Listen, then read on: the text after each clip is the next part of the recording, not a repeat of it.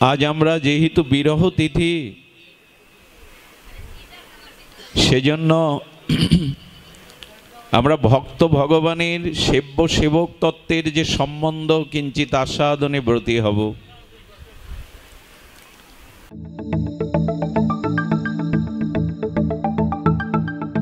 আপনারা দেখছেন সনাতন মিডিয়া ওয়ান ইউটিউব চ্যানেল। কলিযুগ পাবন অবতার, পরম প্রেমময়, প্রেম পরতত্ত্ব সীমা,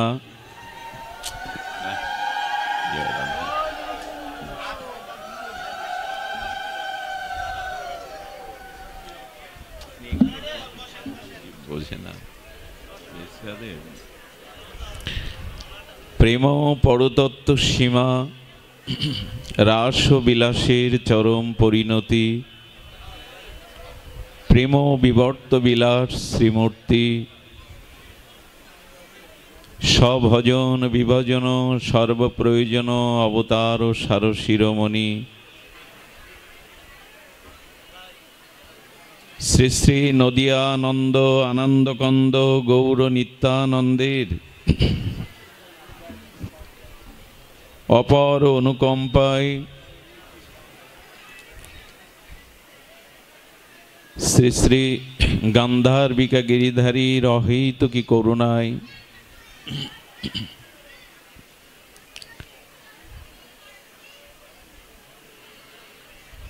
শ্রাবণ শুক্লা শ্রী শ্রী মাধুর্য ময়ী শ্রী শ্রী ঝুলন লীলার এই পরম হিল্লোল পরমানন্দ অমৃতক্ষণে যে স্থানে আজ আমরা উপনীত হয়েছি,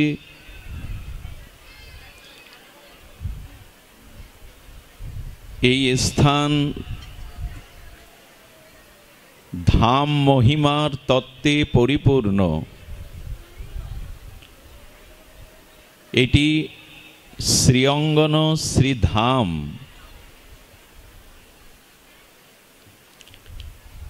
শ্রী শ্রী হরিপুরুষ জগৎবন্ধু মহা উদ্ধরণ সুন্দরের লীলা নিকেতন। এখানের প্রত্যেকটি ধূলিকণা আপনাকে আমাকে এই অনাদি বহির্মুখ জগৎ সংসার হতে ভগবতমুখী করার সামর্থ্য রাখে। এখানের প্রতিটি বৃক্ষরাজি লতা ভক্তিদানে সমর্থ। বন্ধু সুন্দরের পরম বিলাসময় রাসময় আনন্দময় লীলাস্থলীর এখানের বাতাস গায়ে লাগলে তার অনন্ত জন্মের অবিদ্যা দুর্বৃত হয়ে প্রেম জেগে যায়।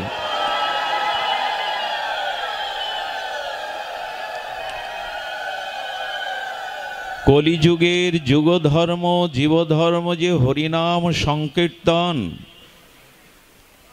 আজ দীর্ঘ শতাধিক বৎসর অতিবাহিত হয়ে এই অখণ্ড নাম, যেটি বঙ্গদেশ এবং পূর্ণভূমি ভারতবর্ষের খুব কম স্থানেই এত সুদীর্ঘ কাল ধরেই অখণ্ড শ্রী ভগবানের দিব্য নাম ও মাধুর্য আর প্রবাহমান আছে। এই জন্য এখানে এলেই চিত্ত শুদ্ধ ভক্তিতে আক্রান্ত হবেই। সেই শ্রীধাম শ্রী অঙ্গনে শ্রাবণ বৈকালিক শ্রীমন্দির শ্রী অঙ্গনে আমরা উপনীত হয়েছি। আজ একটি বিশেষ তিথি, বিরহ বা স্মরণ তিথি উপলক্ষে।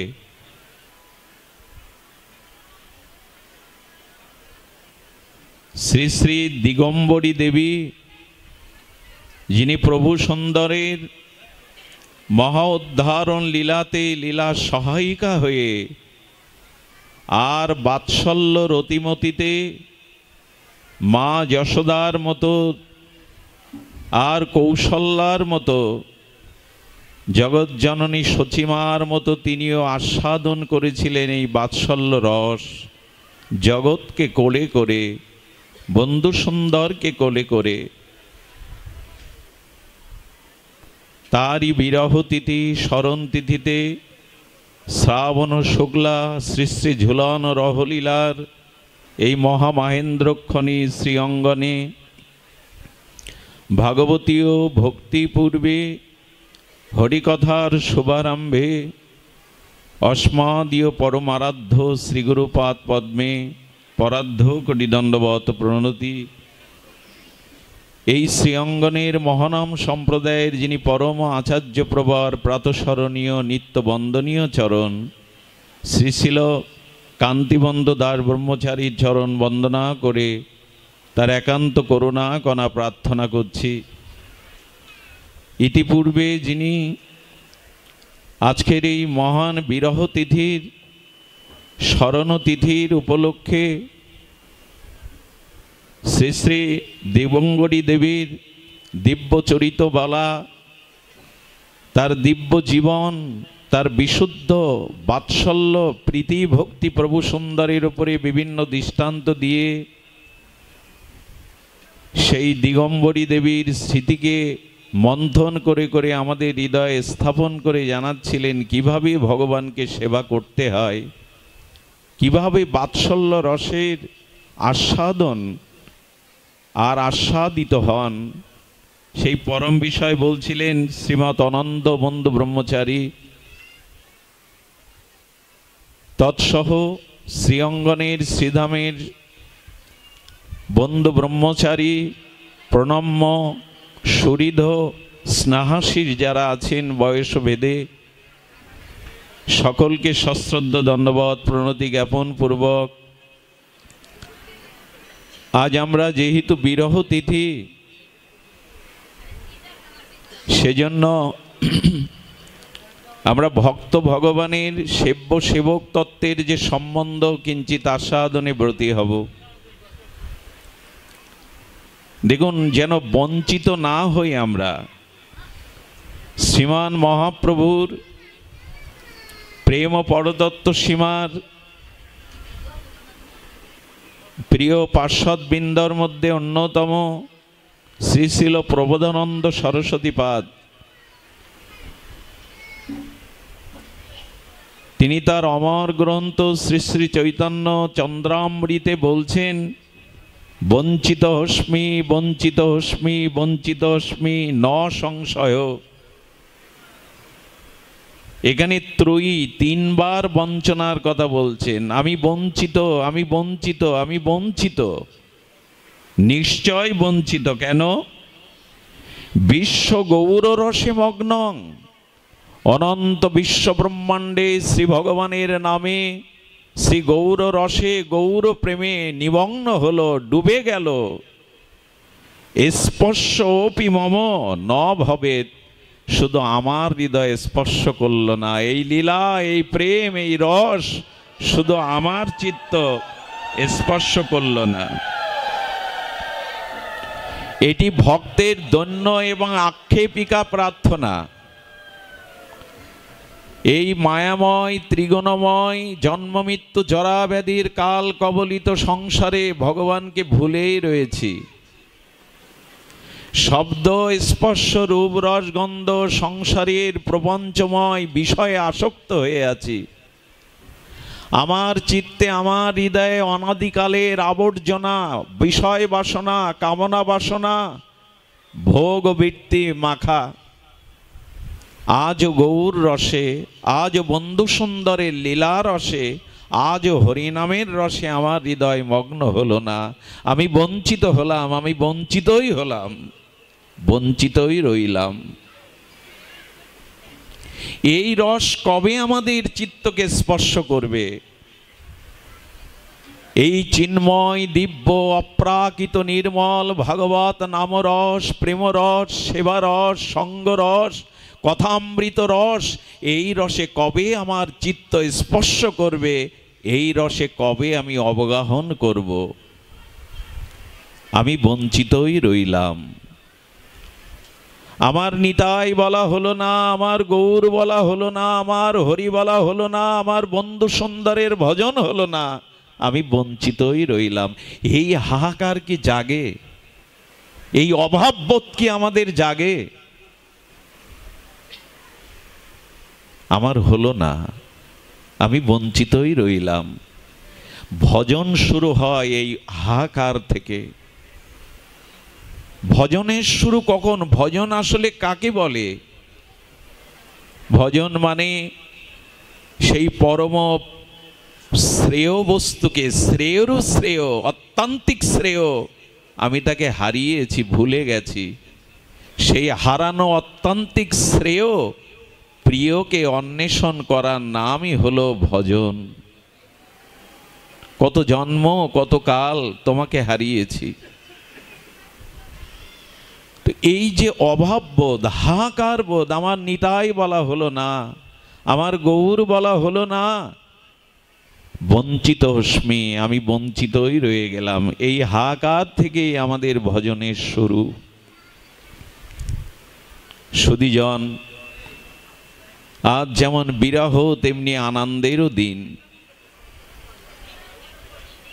আজ দিগম্বরী দেবী চেয়ে চেয়ে দেখছেন, শুধু নয়, তার অপর করুণার প্রেম দৃষ্টিতে, কারুণ্য দৃষ্টিতে আমাদের দিকে চাইছেন।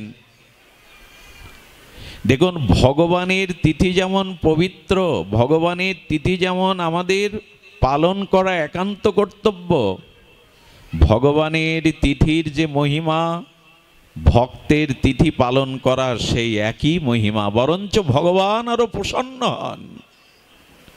যেখানে ভক্তের গুণকীর্তন নাই, ভক্তের মহিমা কীর্তন নাই, যেখানে ভক্তের লীলা চরিত আর আস্বাদন নাই, সেখানে ভগবান আনন্দই পান না। এই জন্য ভগবান শঙ্করের কাছে জগন্মাতা পার্বতী প্রশ্ন করছেন, উপাসনা মধ্যে কোন উপাসনা শ্রেয়, শ্রেষ্ঠ? আরাধনানাং সর্বেষাং বিষ্ণু আরাধনাং পরম। ভগবান শঙ্কর জগন্মাতা পার্বতীকে সম্মুখে রেখে জগৎবাসীকে জানাচ্ছেন, দেব দেবী অনেক উপাসনা তত্ত্ব থাকতেও ভগবান কৃষ্ণ বিষ্ণুর উপাসনাই শ্রেষ্ঠ। আচ্ছা, এ পর্যন্তই তো উত্তরের মীমাংসা হয়ে গিয়েছিল যে কার উপাসনা শ্রেষ্ঠ। ভগবান শঙ্কর এখানেই তো উত্তরটা দিয়ে দিলেন, কিন্তু না, ভগবান শঙ্কর পার্বতীর চিত্তে আবার পুনরায় একটি প্রশ্নের উদয় ঘটিয়ে উত্তর দিলেন, মীমাংসা দিলেন। মাতা পার্বতী বলছেন, না, ভগবানের উপাসনার থেকে কি শ্রেষ্ঠ কোনো উপাসনা আছে? আচ্ছা, এ কেমন প্রশ্ন? অনাদিদাদি সর্বকারণের কারণ সচ্চিদানন্দ পূর্ণ ব্রহ্ম ভগবানের উপাসনার থেকে কোনো শ্রেষ্ঠ উপাসনা থাকতে পারে? কারণ অনন্ত বিভু চৈতন্য স্বয়ং ভগবানের উপরে তো কোনো পরতত্ত্ব নাই। কেন তবে এ প্রশ্ন যে ভগবানের উপাসনার থেকে অন্য কোনো উপাসনা শ্রেষ্ঠ কিনা? ভগবান শঙ্কর উত্তর দিচ্ছেন, তস্মাৎ পরতরং দেবী তদীয় নাম সমাশ্চ নাম। হে দেবী, তবে শোনো, ভগবানের উপাসনার থেকে ভগবান প্রিয় ভক্তের উপাসনাই শ্রেষ্ঠ। যে ভক্তের উপাসনা করে সেই শ্রেষ্ঠ। আজ যদি হরিপুরুষ বন্ধু সুন্দরের করুণা আমরা কেউ পেতে চাই, তাহলে তার প্রিয় ভক্তের এই তিথিকে বহুমানন করতে হবে, স্মরণ করতে হবে। ভক্তের তিথি পালন করলে, ভক্তের মহিমা গুণকীর্তন যশকীর্তন করলে ভগবান নিজের থেকে প্রসন্ন হয়ে তার প্রতি কৃপা করেন। এই জন্য আজকের এই বিরহ তিথি আমাদের জন্য একটি মহামহেন্দ্রক্ষণ, শ্রী হরিপুরুষের কৃপা প্রাপ্তির দিন, আর আমাদের দিগম্বরী দেবীর করুণা আশিস প্রাপ্তির দিন। তিনি যেমন করে সেবা করেছিলেন, প্রাণ ঢালা নিষ্কপট প্রীতিময় বাৎসল্য সেবা, সেই সেবাটি আজ আমাদের গ্রহণের দিন। কবে আমরা সেবায় ব্রতী হব? দেখুন, 1871 খ্রিস্টাব্দে 17 মে মুর্শিদাবাদের ডাহাপাড়াতে এসেছিলেন প্রভু সুন্দর। প্রভু সুন্দর সম্পর্কে সারা বিশ্বে আজ মহানাম সম্প্রদায় কর্তৃক প্রচার প্রসার এবং পরবর্তীতে ভগবত গঙ্গান্তরী পরম পরম পূজ্যপাদ বিশ্ববন্দিত পাবন পদরেণু ডক্টর মোহনামৃত ব্রহ্মচারীর দ্বারা বিশ্ব জেনেছে প্রভুর মহিমা। মহেন্দ্রজির যারা মহানাম ব্রহ্মচারীজির দ্বারা বিশ্বময় জেনেছে প্রভুরাজ দিব্য চরিত্রাবলী। কে তিনি? তিনি এসেছিলেন সৌভাগ্য, তিনি দীননাথ চক্রবর্তীকে পিতারূপে আশ্রয় করে এসেছিলেন, যিনি ছিলেন বেদান্তের প্রতি ছিল তার দখল, সমগ্র শাস্ত্রজ্ঞ, শাস্ত্র ছিলই তার জীবন। এবং তিনি এসেছিলেন যে মাতাকে আশ্রয় করে, বামা দেবী, তাই তো? আমাদের প্রভু সুন্দরের উদ্ধরণ মহাবতারের যিনি মাতা দেবী, তিনি জগতে বেশি দিন নিত্যলীলায় ছিলেন না। দেখুন, মহাপুরুষদের জীবন, অবতারগণের জীবন, ভগবত জীবন বড় বিচিত্র। আমরা পেলাম না বলে, হারালাম না বলে, বঞ্চিত হয়েছি বলে কত হাহাকার, কত দুঃখ করি। তাদের জীবন দেখুন, মাতৃহারা হলেন শৈশবে। এবং বড় ভাগ্য, তিনি এই দীননাথ চক্রবর্তী বেদজ্ঞ, শাস্ত্রজ্ঞ, তিনি জগৎকে নিয়ে, তখন জগতই তিনি, জগৎকে নিয়ে এসেছিলেন এই পবিত্র ভূমিতে, যে ভূমিতে আজ আমরা বসে হরিকথার সৌভাগ্য প্রাপ্ত হয়েছি, বন্ধু সুন্দরের দর্শন, এই শ্রীধামের অঙ্গনের ভক্তিমাখা ধূলিকণা স্পর্শ করার সুযোগ পেয়েছি, সৌভাগ্য পেয়েছি। এই স্থানেই চলে এসেছিলেন। ব্রাহ্মণকান্দি বলা হতো মনে হয় তখন। এখানেই এসেছিলেন। মাতৃহারা এই জগৎকে কে তুলে নেবে? কে মায়ের অভাব পূরণ করবে? কে স্নাসিক্ত হয়ে বুকে টেনে নেবে? জগতে ভগবানও যখন আসেন, তখন তিনি মায়ের প্রতি তার শ্রদ্ধা, তার ভক্তি, তার অকৃত্রিম সেবা জগতে রেখে গেছেন। আপনারা জানেন, যশোদা মা, শচী মায়ের কথা গোবিন্দ ভুলতে পারেননি, গৌর ভুলতে পারেননি। মহাপ্রভু তো মাতৃভক্তির নিদর্শনের জন্য শ্রীধাম বৃন্দাবনে ভজন না করে লীলাচলেই ভজন করলেন। অপ্রকটকাল পর্যন্ত লীলাচলেই ছিলেন, শুধু মাতৃদেবীর কথায়। ভগবানও যখন আবির্ভূত হন, যে জননী শক্তিকে আশ্রয় করে তিনি নিজে জগৎকে দেখান, মাতৃভক্তি অটুট না হলে, মাতৃভক্তি সিক্ত না হলে কোনো সন্তান শ্রেষ্ঠ হতে পারে না, জীবনের লক্ষ্যে পৌঁছাতে পারে না। ভগবত ভক্তি তো অনেক দূরের কথা। মহাপ্রভু জগন্নাথের প্রসাদী বস্তু, প্রসাদী কাপড় পাঠিয়ে গৌরমণ্ডলের ভক্তদের কাছে কাঁদতেন আর বলতেন, জননীকে বলো যেন নিমাইকে ক্ষমা করে। আমি মায়ের সেবা করতে পারলাম না, উচাটন মনে সন্ন্যাস নিলাম, মায়ের সেবা করতে পারলাম না। যখনই শচীমা আর রন্ধন করে বিষ্ণুপ্রিয়ার ভোগরাগ নিয়ে গৌর ভোজন মন্দিরে এসে ব্যাকুল হয়ে ডাকতেন, আয় নিমাই, আয় বাপ, সংকীর্তন করতে করতে কত ক্ষুধা পেয়েছে, আয় আয় প্রসাদ পেয়ে যা। অলক্ষ্যে লীলাচল থেকে মহাপ্রভু মায়ের আহ্বানে সূক্ষ্ম দেহে এসে প্রসাদ পেয়ে যেতেন আজও।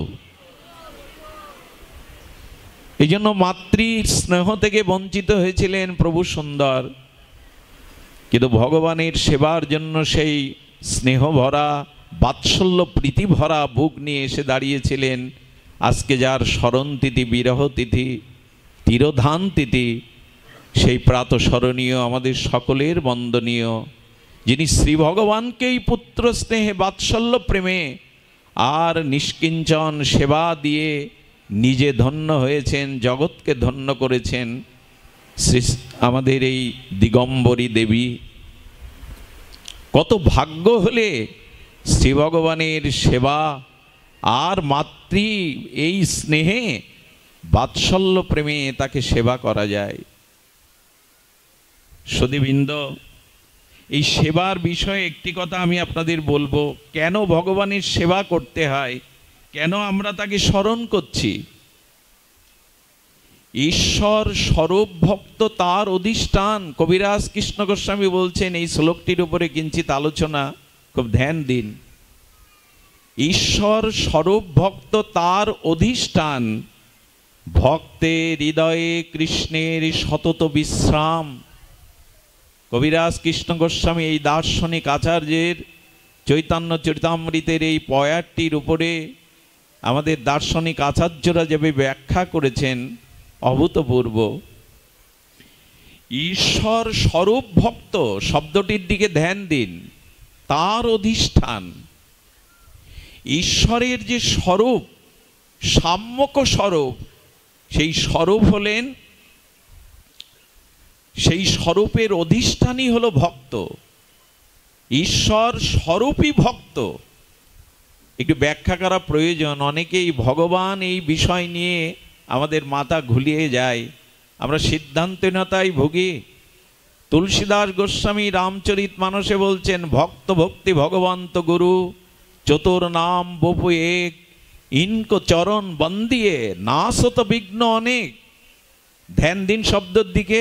ভক্ত, ভক্তি, ভগবান, গুরু, নাম চারটি, কিন্তু তত্ত্ব এক, ভিন্ন নয়। এরা তত্ত্ব তো একই, এরা সন্দিনী শক্তির একই শক্তি। ভক্ত, ভক্তি, ভগবান, গুরু, নাম চারটি, কিন্তু তত্ত্ব তো এরা এক। এদের চরণ যারা বন্দনা করে, এদের চরণে যারা শরণাগতি হয়, তাদের এই জীবনে জন্ম মৃত্যু জরাব্যাধির বিঘ্ন ঘুচে গিয়ে প্রেম প্রাপ্তি হয়। এদের চরণ বন্দনা করো। এই জন্য শুধু ভগবানের নয়, ভক্ত, ভক্তি, ভগবান, গুরু, এ তত্ত্ব এক, এতে ভেদ করতে যাবেন না। যদিও সেব্য সেবক তত্ত্ব আছে, তাহলে আজ যে দিগম্বরী দেবীর স্মরণ যারা করছেন, তারা পরোক্ষভাবে ভগবানকেই, ভগবানের কৃপাকেই আজ আমরা প্রাপ্তির বা উপায় জানতে পারি। কারণ আমাদের বিঘ্ন নাশ হবে এই চারের স্মরণ নিলে। এখানে বলছেন যে ঈশ্বর স্বরূপ ভক্ত, অর্থাৎ ভক্তের স্বরূপে, ভক্তের স্বরূপে ঈশ্বরই বিরাজিত, তার অধিষ্ঠান। ভক্তের হৃদয়ে সদা কৃষ্ণের বিশ্রাম। কি করে বিশ্রাম হয় আর কি করে ভক্তের স্বরূপ কৃষ্ণ অধিষ্ঠান হন, একটি দৃষ্টান্ত দ্বারা মহাজন বলছেন। দেখুন, আপনি যখন ভগবানের নাম রূপ লীলা বা সাক্ষাৎ ভগবানের সেবায় ব্রতী হবেন, সেবা মানে প্রিয়ের সুখ সন্নিধানে আত্মসুখ বিবর্জিত আর প্রিয় পরমের সুখ বিধানের নামই হলো সেবা। সেবা মানে অন্য কিছু নয়, সেবা মানে প্রিয়ের অত্যান্তিক সুখ বিধান। আমি যে সেবাটি করছি, এই সেবার মূল তত্ত্বই হলো আনন্দ। তিনি আনন্দ পাচ্ছেন, তো এই আনন্দ দান করাই হলো সেবা। সেবার মূল হলো সুখ বিধান, আনন্দ বিধান। তো ভক্ত যখন ভগবানের নাম রূপ লীলা সেবায় নিমজ্জিত হয়ে যায়, প্রাণ সমর্পিত করে দেয়, তখন ওই ভগবানের সেবা করতে করতে, ভজন করতে করতে ভক্তের স্বরূপটাই ভগবানের স্বরূপের রূপ নেয়। দৃষ্টান্ত বলছেন মহাজন, একটা লৌহখণ্ডকে আগুনের মধ্যে তদাত্ম করুন। একটি লৌহখণ্ডকে জ্বলন্ত অগ্নির মধ্যে কিছুক্ষণ রেখে দিন। ওই লৌহখণ্ডটি অগ্নির সংস্পর্শে তদত্তপ্রাপ্ত হয়, কিছুক্ষণ পরে দেখবেন লোহার মধ্যেই আগুনের স্বরূপ প্রকাশ হয়ে গেছে, যায় কিনা? লোহাটাই তখন অগ্নির স্বরূপ প্রকাশ হয়েছে। ঠিক সাধুগুরু বৈষ্ণবের কৃপায় নিষ্কপটে যখন কেউ ভগবানের আরাধনা করতে থাকে, ভজন করতে থাকে, সেবা অনুরাগে, প্রীতি অনুরাগে সেবা করতে থাকে, তখন ভগবানের যে মহিমা, ভগবানের যে স্বরূপ ধীরে ধীরে ভক্তের চিত্তকে সেই স্বরূপে রূপ নিয়ে নেয়, সেই স্বরূপেই রূপ নেয়, এটা বলা আছে। আচ্ছা দেখবেন আমাদের বন্ধু সুন্দর হরিপুরুষ শ্রীমন্দিরে যে মন্দিরে শোভা পাচ্ছে, এই মন্দির তো ইট কাঠ মাটি দিয়েই গড়া, তাই না, কারুকার্য করা। তা আপনারা লক্ষ্য করবেন আমরা মন্দিরটাকে প্রণাম করি কেন? মন্দির আমাদের ইট কাঠ মাটি দিয়ে তো কত বিল্ডিং, কত সৌধ, কত আকাশচুম্বী অট্টালিকা তৈরি করা, সেসব অট্টালিকাকে আমরা প্রণাম করি। শ্রীমন্দিরকে প্রণাম করি কেন? না, শ্রীমন্দিরের গর্ভেই আমার শ্রী ভগবান বিরাজ করছেন। এই জন্য যার গর্ভেই ভগবান বিরাজ করছেন, যার মধ্যেই ভগবান বিরাজ করছেন, সেই স্থানটিও ভগবানের ন্যায় প্রণাম্য। নাহলে ইট কাঠকে মানুষ প্রণাম করতে যাবে কেন? ইট কাঠকে প্রণাম করতে যায়, পাশে তো বৃন্দাবন আছে, শ্রীধাম বৃন্দাবন থেকে বেশি দূর না। পৃথিবীর সপ্তম আশ্চর্য কি যেন আগ্রায়? তাজমহল। তাজমহলকে লোক দর্শন করতে যায়, প্রণাম করতে যায় কি? বিশ্বের সপ্তম আশ্চর্য তাজমহলকে কেউ প্রণাম করে না, ছবি তোলে, সেলফি তোলে, দর্শন করতে যায় প্রিয়জনদের সাথে নিয়ে। কিন্তু বৃন্দাবনের একটি ছোট্ট পুরানো মন্দিরের কাছে মানুষ কেন সাষ্টাঙ্গে প্রণাম করে? কারণ তোমার গর্বেই তো ভগবানের বিরাজ। তেমনি ভক্ত হৃদয়েই ভগবান সর্বদা বাস করেন। এই জন্য ভক্ত হৃদয়টাই ভগবৎ স্বরূপে পরিপূর্ণ রূপ নিয়ে নেয়। যে অধিকরণে বস্তু থাকে, অর্থাৎ অগ্নিটা লোহার মধ্যে ছিল না, কিন্তু অগ্নির মধ্যে লোহা তদত্ত প্রাপ্ত হয়ে লোহার মধ্যে অগ্নি প্রবেশ করেছে। ঠিক তদরূপ যখন ভগবানের সেবা, ভগবত ভজন ভক্ত হৃদয়ে হতে থাকে, তখন ঈশ্বর স্বরূপ ভক্ত, অর্থাৎ ঈশ্বরের স্বরূপটাই ভক্তের হৃদয় কি হয়? অধিষ্ঠান নেয়। আমার মতো মা দিশ কৃষ্ণ বিমুখ, ভজন বিমুখ, মহৎ বিমুখ জীবের চিত্তে কি আছে? ভগবান এখানে চিৎকন আত্মা রূপে আছে, কিন্তু স্বরূপে নাই। আর ভগবানের বিশ্রাম কোথায়? একটু অভূতপূর্ব এখানে বিষয় সংযোজন করেছেন। দেখুন, ভক্তদের অধিকরণে ভগবান একেবারে একাত্মপ্রাপ্ত হয়ে যান, তদাত্মপ্রাপ্ত হয়ে যান। এই জন্য ঈশ্বর স্বরূপই ভক্ত। আহা, কি করে বোঝাই বলুন তো? এত বড় শব্দ যোজনা করেছেন কবিরাজ কৃষ্ণ গোস্বামী, এই দার্শনিক আচার্য। ঈশ্বর স্বরূপই ভক্ত, অর্থাৎ ভক্ত ঈশ্বরের স্বরূপে রূপ নিয়ে নেয়। এই জন্য যে আমার পূজা করে সে আমার ভক্ত না, যে আমার ভক্তের পূজা করে সেই শ্রেষ্ঠ ভক্ত। যে আমাকে সম্মান করে সে আমার ভক্ত নয়, যে আমার ভক্তকে বহুমানন সম্মান করে সেই আমার ভক্ত। এই জন্য অধিকরণে প্রগাঢ় প্রীতির দ্বারা তদত্ত প্রাপ্ত হয়ে যান। আমরা একথা বলতে পারি, আজ দিবঙ্গরী দেবীর যদি চরণে প্রণাম করি, আরাধনা করি, স্মরণ করি, তার দিব্য চরিত লীলাবলী যদি শ্রবণ করি, তাহলে আজ বন্ধু সুন্দর হরিপুরুষ তার আরাধনার থেকে বেশি সন্তুষ্ট হয়ে কৃপা করবেন আপনাকে। কারণ তার হৃদয়ের স্বরূপে তিনি অবস্থান করতেন। ভগবানের সেবা কি সহজে হয় গো? সহজে পাওয়া যায় না। শ্রীমন্দিরে যেমন ইষ্টদেব অবস্থান করেন বিধায় ভগবানের সাথে সাথে শ্রীমন্দিরটাকেও আমরা প্রণাম করি, আরাধনা করি, দর্শন করি। তেমন যে ভক্তের হৃদয়ে ভজনের দ্বারা, অনাত্ম নিবৃত্তির দ্বারা, নিষ্ঠা রুচির দ্বারা যে হৃদয়ে ভগবানের অবস্থান, অর্থাৎ ভগবানের পূর্ণ স্বরূপে অবস্থান, সেই ভক্ত ভগবানের ন্যায় প্রণম্য আরাধনীয় তত্ত্ব।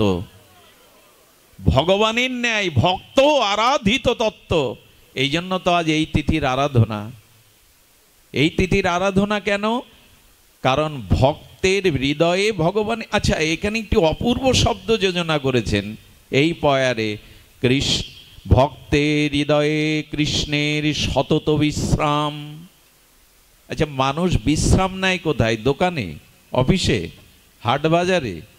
এখানে কোলাহল থাকে, এখানে প্রকৃত বিশ্রাম হয় না। এই জন্য মানুষ সমস্ত কোলাহল কর্তব্য কর্ম আর সমাপ্ত করে নিজের আপন আলয়ে চলে আসে। পাখিগুলো যেমন নিড়ে চলে আসে, মানুষ দেখবেন গৃহ আপন আলয়ে ফিরে আসে, কারণ আপন আলয়ের মধ্যেই তার পরিপূর্ণ বিশ্রামটা হয়।